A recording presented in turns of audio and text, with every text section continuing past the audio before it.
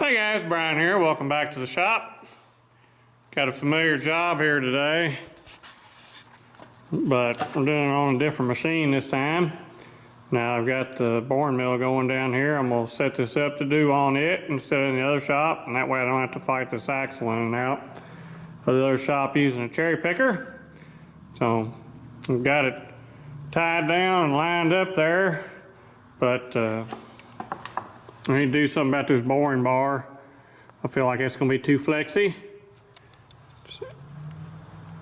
So what I want to do is I'm going to make some brackets to go here on the mill table with a bearing to support this end of it. So instead of it being cantilevered, it'll be supported. And I think that'd be better than having a little tiny bar that goes in the tailstocks. Even if I move the tailstock up here, it still leaves a lot of space in here unsupported. So get a couple of pieces of angle iron cut up and we'll see what we can fabricate. All right, so I've got my pieces made up here. I'm gonna bolt to the mill table, and my bearing block will be able to bolt to this piece to support it. So I'll get my little Hobart welder fired up and stick this thing together. We'll see how it works.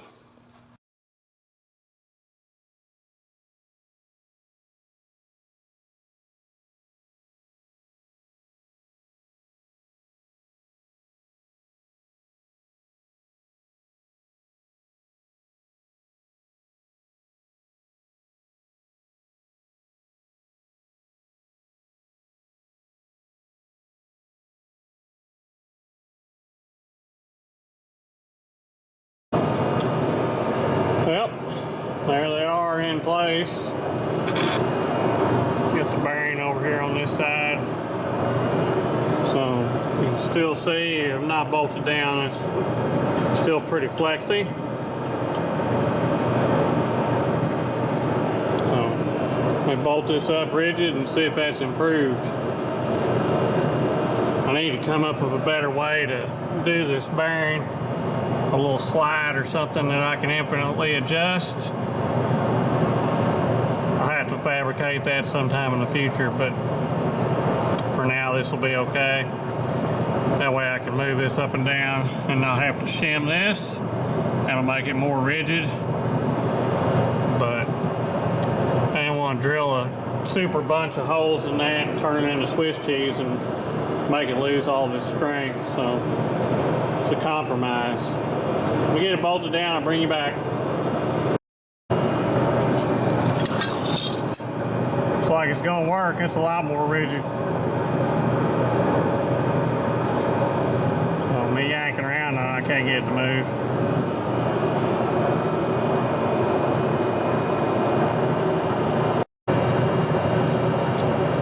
All right, twin bore, here we go.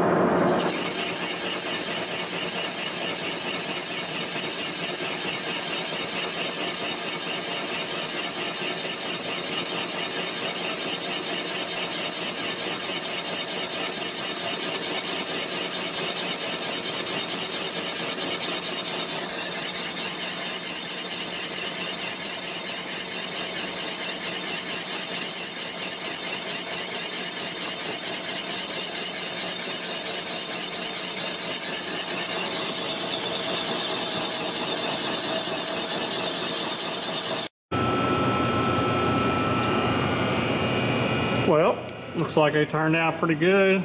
My outboard support worked okay for this job. You can see how much was gone out of the bottom of that bore, or how much I had to take to get it cleaned up. I favored the bores to the bottom side to leave as much material at the top as I could. Not really an issue about it running out of line, obviously, otherwise this would have been a lot bigger problem a lot sooner. And it's got U-joints, so it can stand to move about 100 thousandths down from what it was, so it wouldn't take so much. It would cut way out on this if I'd have left the bores in the original location.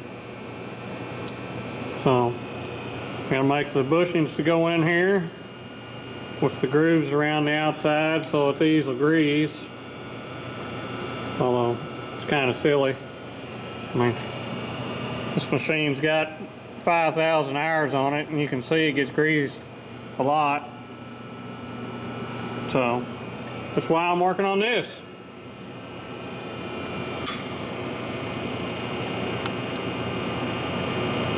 Nothing like job security.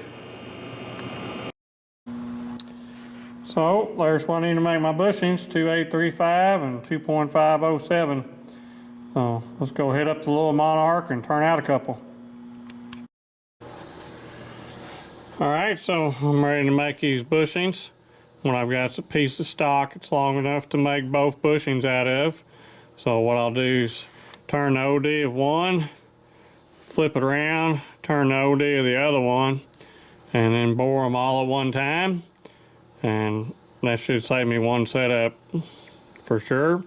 And I can part them in two, and these will be done, ready to go in the axle. So, got my turning tool there, and I'm gonna turn the biggest diameter first. That way if I overshoot it, I got a second chance at it. So, let's get to it.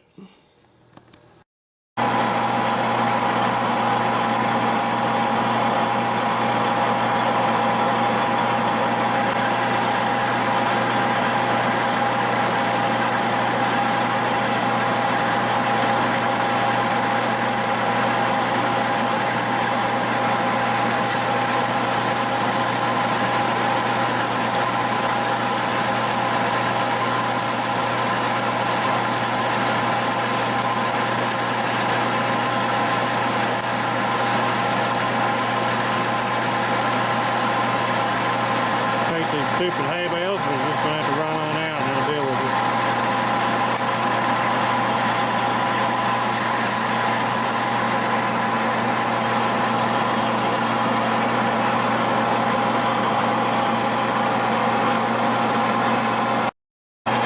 We'll give it an extra thou and a half and we'll see if that's enough.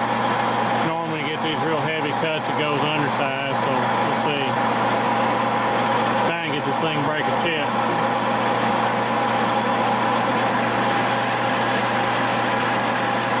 Still ain't gonna do it.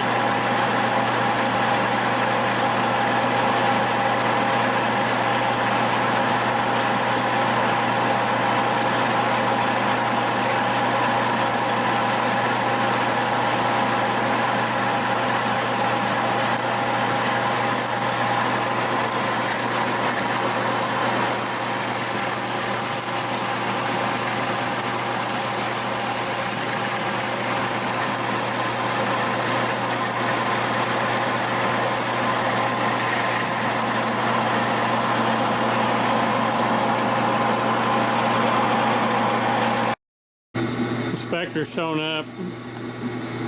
He's mad because I missed the number, so fortunately I'm on the big side, so I can go ahead and turn it back down and do the other side.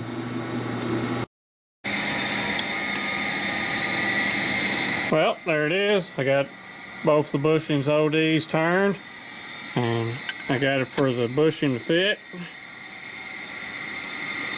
It'll drive in there anyway. So all I gotta do is part this off and I'll have my 2 bushings to go on the front axle.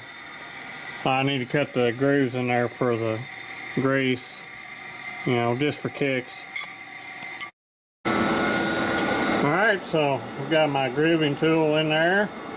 So now I'm gonna come in here and 1/8" and cut a little groove for grease to be able to go around this bushing, because the hole should be in the top and then the grease can come around and disperse out on the side it's loaded. That's how it's supposed to work.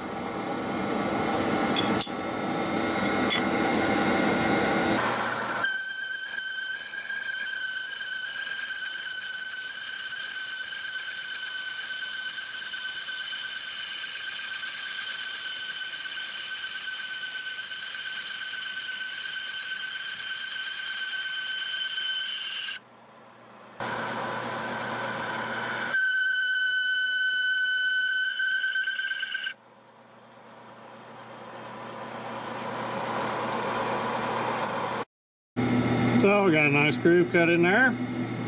I'll let the grease get around, so part this thing off. Well, so I went ahead and cleaned out the grease holes in there so it won't push a bunch of trash through. And this one was undersized drilled for some reason compared to the others. I went ahead and drilled it out, so all I have to do is go through my bushing once I put it in there. And heated this up a little bit with the torch and made a flash rust real quick, but that's got up 100 degrees or so over ambient right now. That should make it a lot easier to get this bushing in here. So let me slip a little retaining compound in there and I'll knock this thing in.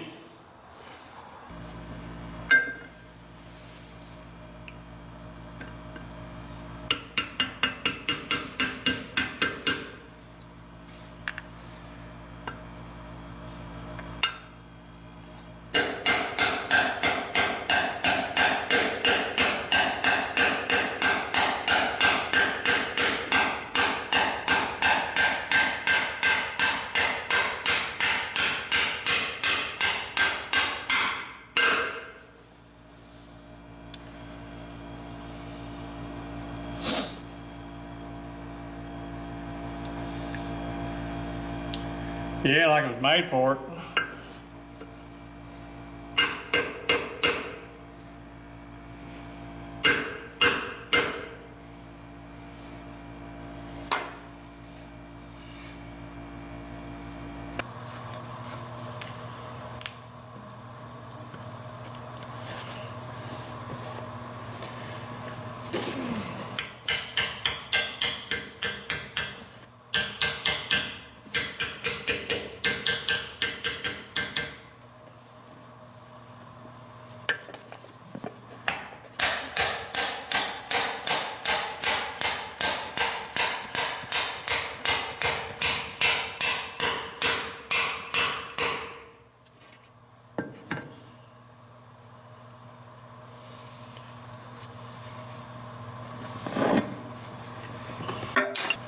Drill this thing through.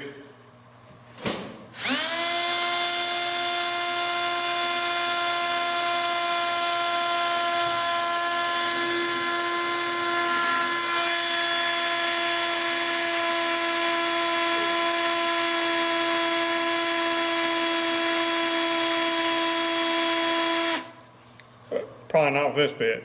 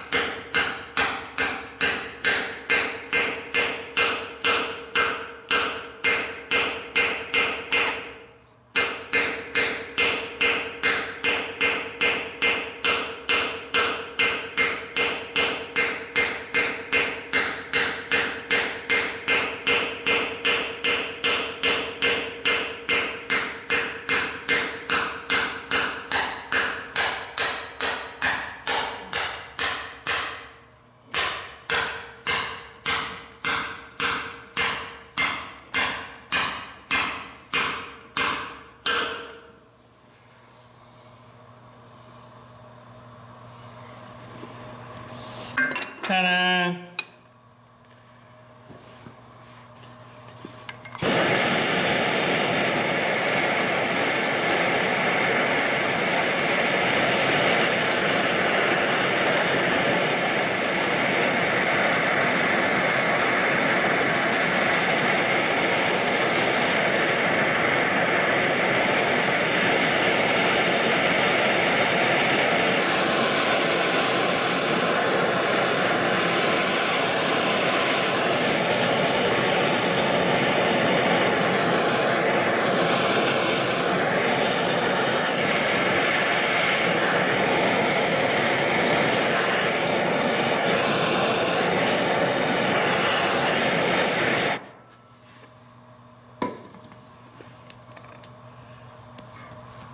It's warm, but it ain't hot.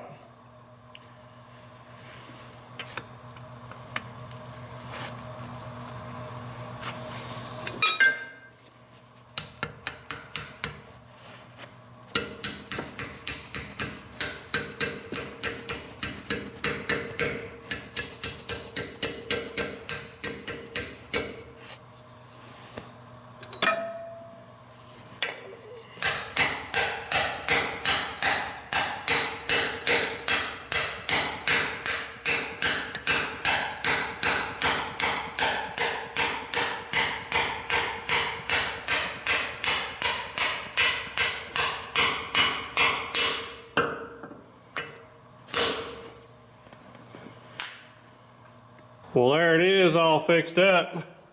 Isn't that beautiful? Only left to do is stick the grease fittings back in and make sure it takes grease. So I'm gonna do that and I'll bring you back. Let's get a little crazy here, see what happens. Something never been done before, at least on this axle. Oh, look at that. Just like it should.